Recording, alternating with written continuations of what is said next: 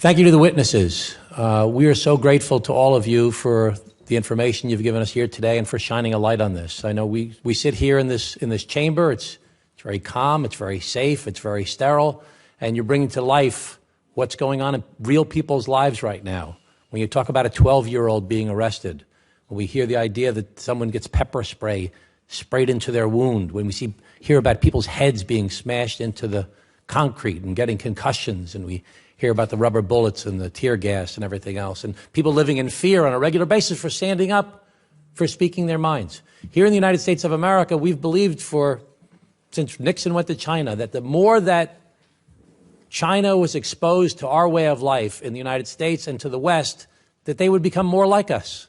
We always thought they'd become, if they saw capitalism, they saw democracy, sooner or later they'd become more and more like us. And we now know that that's not at all the case.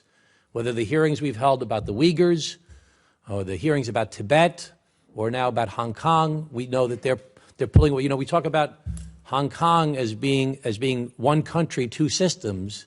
It's really one world with two models, and they're meeting each other in Hong Kong right now.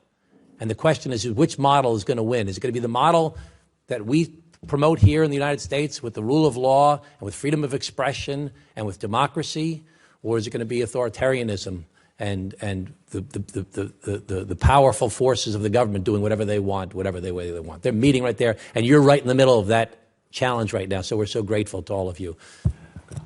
I just have a statement to make, and I regret I'm going to have to leave after this, but I wanted to say thank you, Mr. Wong. Thank you, Ms. Ho, for your courage, for your resolve, for your leadership in the face of great trial and tribulation.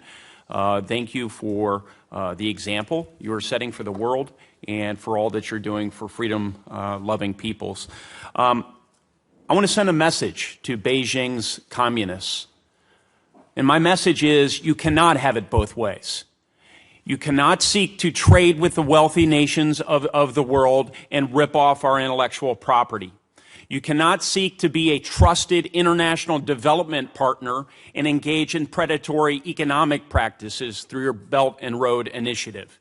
And you cannot reap all the economic benefits that you enjoy under American law of Hong Kong's special status while undermining your rights as Hong Kongers, while eradicating your political identity. We cannot allow this to happen. So I look forward to working with you. I will be signing on to the legislation offered by the co-chairman of this committee, as you have encouraged us to do so. And I'll be seeking other opportunities, perhaps in the immigration area, to provide further relief to Hong Kongers who do not want to be a part of this predatory regime that calls itself communist, but in fact is really fascist in many respects. And we must continue to press it to change its behavior. Thank you so much for your presence here.